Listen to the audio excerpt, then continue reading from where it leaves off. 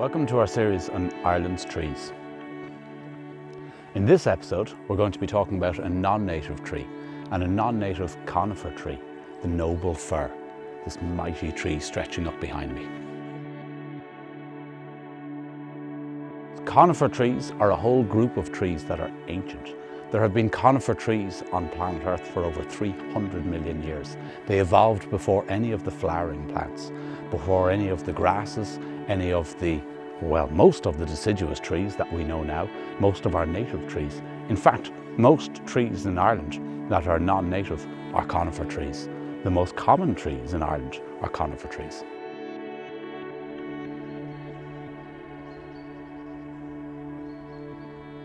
So out of the over 600 species of conifer tree around the world, 50 of those are fir. And fir trees, like this noble fir tree here, they all have cones, and cones that disintegrate high up in the tree, so we don't get to see them very often.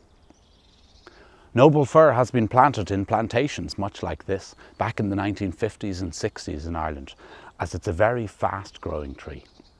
It's native to the Pacific coast of America, from Oregon and Washington up along there, where it likes similar kind of climate to what we have.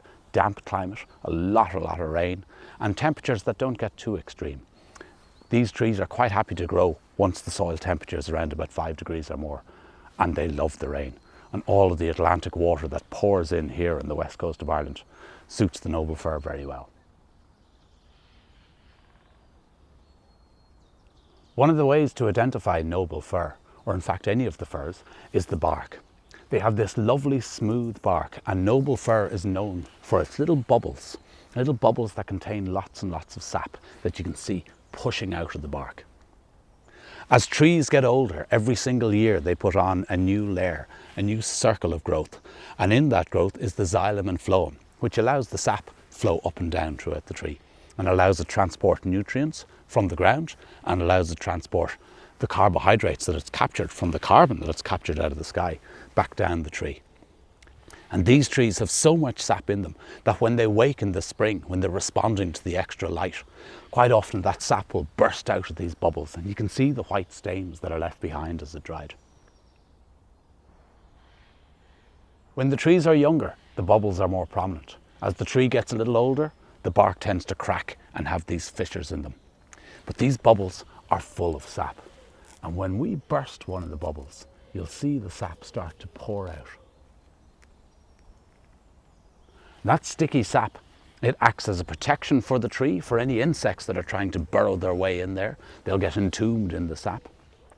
The sap was also used in the past by indigenous tribes where the tree is from to ward away colds and to help as a decongestant. It has a very strong smell, very distinctive smell. Well worth bursting one of these bubbles if you come across a noble fir and having a smell. But be careful, the sap is very sticky. So all fir trees have these short, sharp little needles. And they have a very beautiful colour, quite often quite a silvery tinge. In fact, on the back of them you can see these two little silvery lines that creep up. They're soft enough to the touch, but very strong. Resistant to frost, resistant to insects. All evergreen trees have tough leaves. They have to be able to survive the winter.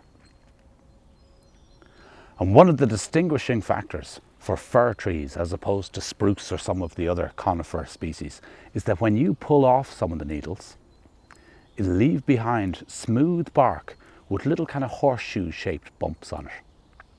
So noble firs, or Christmas trees they're often called, to identify them, the bubbles on the bark help give them away, and then these beautiful silvery but deep green little needles also help to give them away. And then all fir trees have that smooth bark when the needles come off.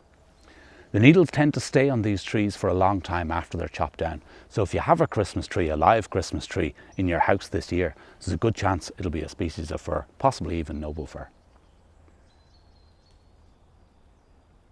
Another distinguishing factor that noble fir trees have, in fact all fir trees have, is that instead of dropping their cones like a heavy wooden cone like the pine trees have, or the papery ones that spruce has, these cones disintegrate high up in the tree, high above our heads.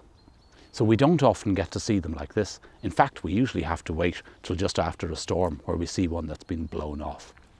Once the cone is matured, all of these little bumps here, each one is an individual little seed holder, and inside is a little seed with a little tiny, tiny papery wing that will blow and spread around the place. Each tree producing thousands upon thousands of seeds, scattering and reproducing very quickly. Like all non-native trees, the biodiversity value is quite low. They don't support as much life as native trees would, as they haven't been here very long. Across Britain, and most likely the same in Ireland, the very first noble trees were planted around about the 1830s, 1840s, so they haven't been on the island for very long. These trees around us, fast-growing trees they are probably only about 60 to 70 years old. So they grow very tall, very fast, and they have their uses. They're capturing carbon all the time, helping to filter our air and helping to cool down the planet just that little bit. They're also sucking up a lot of water, so they have a value when it comes to flood control, controlling the amount of water coming off this hill. But as you can see, they're not supporting much life underneath. The younger trees are getting eaten up by the deer, the red deer that pass through. And then as for bird life, there's not a huge amount of sound above us. Coal tits tend to nest in these forests, goldcrests tend to like them as well, and some other birds. And an awful lot of our native species, our native birds, wouldn't frequent, or at least wouldn't stay for too long in a forest like this, as there wouldn't be that much food for them. So noble fir, watch out for it when you're exploring some of the plantations nearby. Very beautiful trees, very graceful trees. Mightn't support as much nature as a native forest, but still gorgeous in their own way.